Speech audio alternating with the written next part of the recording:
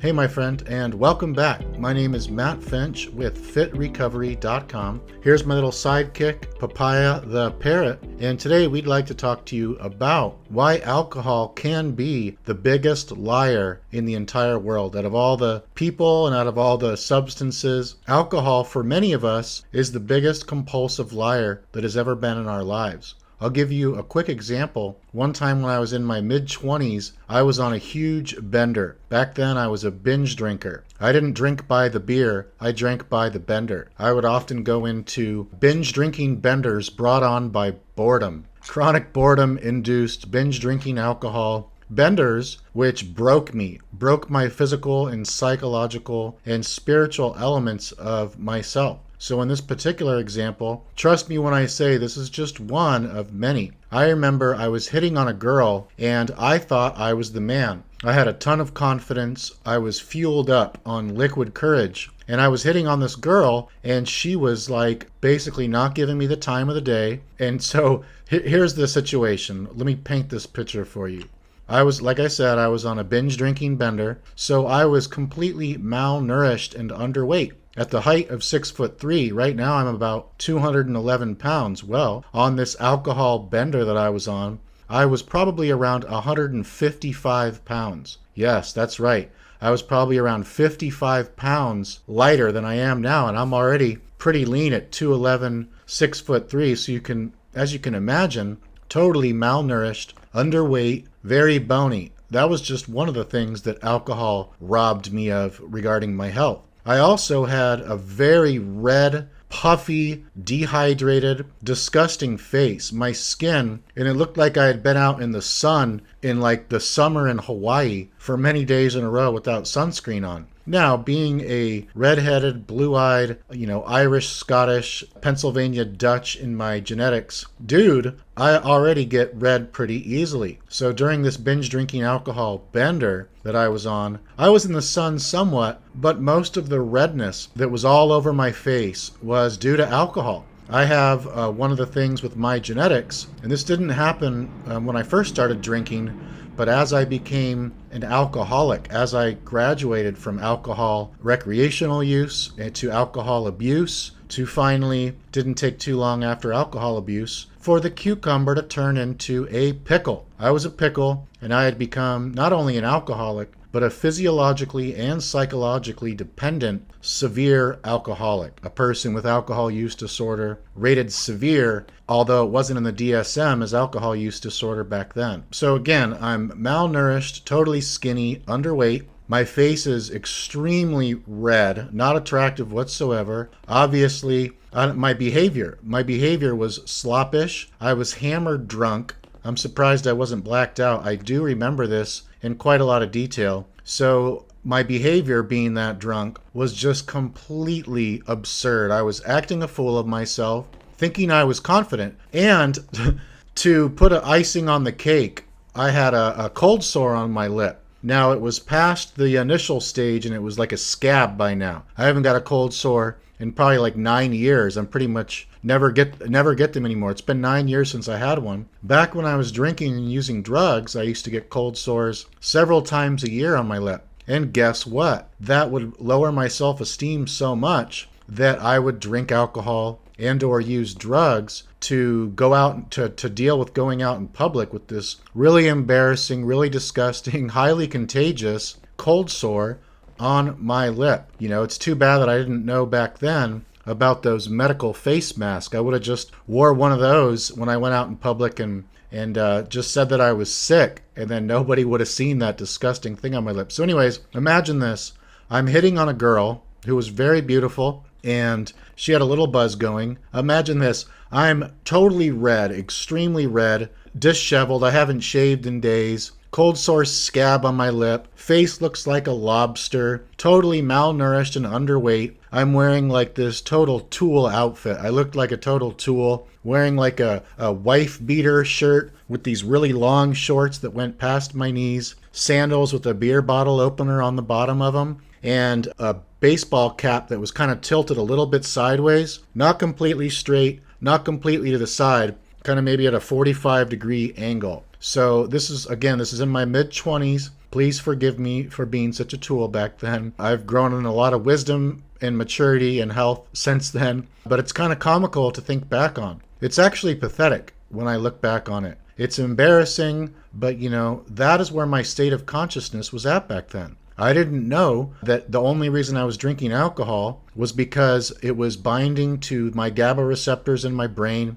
in my spinal cord, in my digestive system, and thus producing Gaba or Gaba, the inhibitory amino acid neurotransmitter. Well, it's a neurotransmitter that we create naturally that can be purchased in amino acid supplement form. Many other supplements and also safer medicines can boost Gaba, safer than alcohol typically. And it was also boosting my dopamine. A lot of supplements and natural things can boost dopamine as well. So here I was drinking tons and tons of alcohol, knowing that it made me feel really good and confident.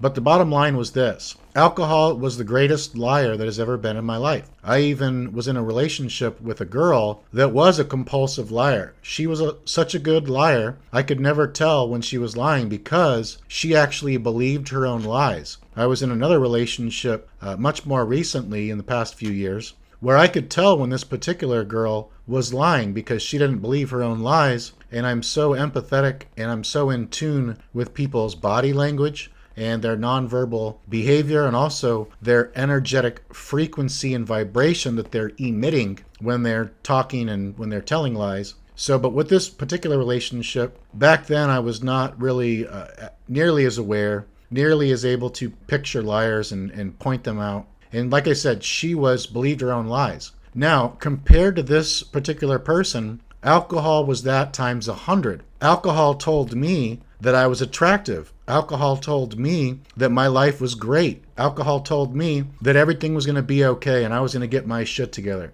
Alcohol told me that I was a good catch. And that's why when I was flirting with this girl and hitting on her pretty hard, I didn't know that people looking into this situation from the outside, there were other people around, were looking at me like, God, look at that poor guy. He's just not leaving that girl alone. Look at how drunk he is. He looks like crap. Oh my gosh, this is so sad. Somebody get him away from her. So if somebody would have been videotaping that interaction, or quite frankly, many of the interactions that I had with people under the influence of alcohol, the biggest liar that's ever been in my life, that would have really made me even more ashamed than just getting told about these interactions or having clear or even faint, foggy memories of these interactions. So alcohol is not like this for everybody. It doesn't tell everybody lies. Typically, people that are very prone to getting alcohol use disorder, very prone to not being able to manage their drinking. So once they start taking that first drink of alcohol, for whatever reason, genetic, trauma, biochemical deficiencies, mindset, psychology, spirituality. There's so many different variables that go into this. A lot of it is nature and nurture. And so it's not either or, it's actually both and. Nature and nurture and other elements as well. So with me, when I became unable to control my drinking, every time I started drinking, or close to every time I started drinking, I wasn't able to drink just one or two. Instead, I would just go on, like I said, I didn't drink one or two, I drank one bender at a time. Sometimes that'd be a 3-day alcohol bender. Other times that'd be a 3-week alcohol bender. Other times it would be a 3-month alcohol bender where I became severely physiologically and psychologically dependent. Like I said, malnourished, not eating enough, not drinking enough water, not getting good sleep because alcohol destroys healthy REM sleep. So, long story short, I want you, if you're watching this channel, I assume that either you or somebody that you love and care about very deeply is struggling with at least some type of alcohol issue. Whether it's just, a little bit of too much recreational use, more often it's more like alcohol abuse, or it could even be classified as alcohol use disorder. And the severities of that are mild, moderate, and severe. You can go look in the DSM-5, that's the newest version of the Diagnostic and Statistical Manual for Mental Health and Substance Use and Other Disorders like this.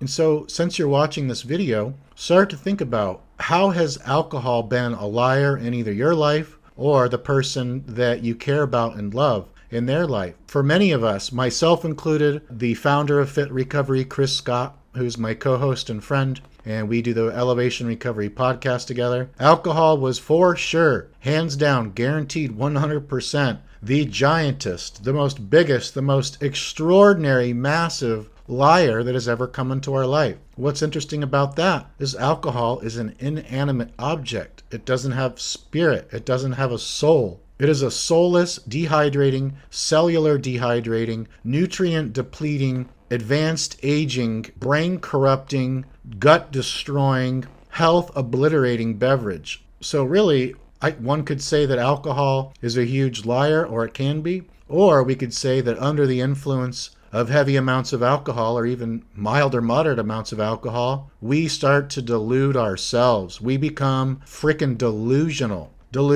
and that should be a huge red flag. If alcohol is making us delusional, if when we drink alcohol, we become delusional, we lie to ourselves, maybe we wake up in the morning and we're hungover and we got the jitters and our blood sugar's really low and we're craving that drink because, oh, I'm so stressed out, my life's so sucky, oh my gosh, things are so stressful, fear. So that is viewing life through the lens of alcohol withdrawal symptoms.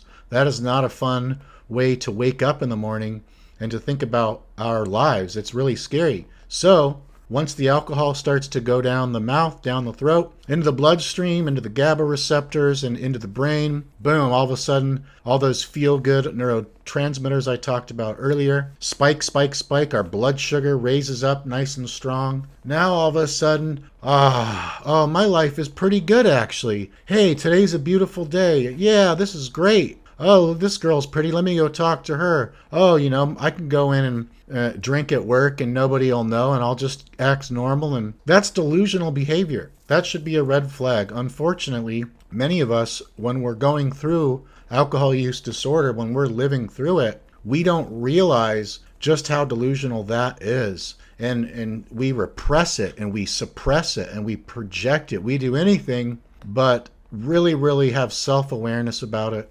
self-reflection, contemplation, and make a firm resolve and commitment to change. So I just wanted to make this quick video to discuss, in my experience and many of the clients that I've worked with, how being alcoholic and having alcohol dependency led to a delusional outlook, led to an outlook and a perspective on our lives and on the world that, simply put, was completely, there was a huge mismatch. There was a giant gap between how the alcohol made us perceive ourselves and our lives and the world and other people to the actual reality. So it can be very scary. Alcohol use disorder is very scary to live through. It can be really difficult for people to quit, namely because it is totally aggressively marketed.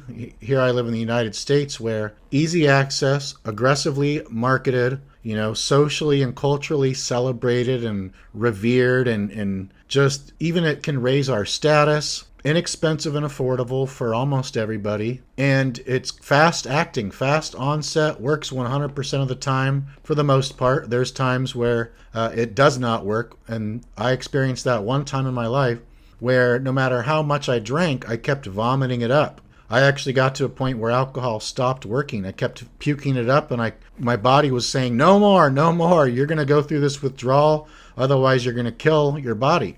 So 99.9% of the time it typically works. And those are just a handful of some of the reasons why it is so addictive for so many of us.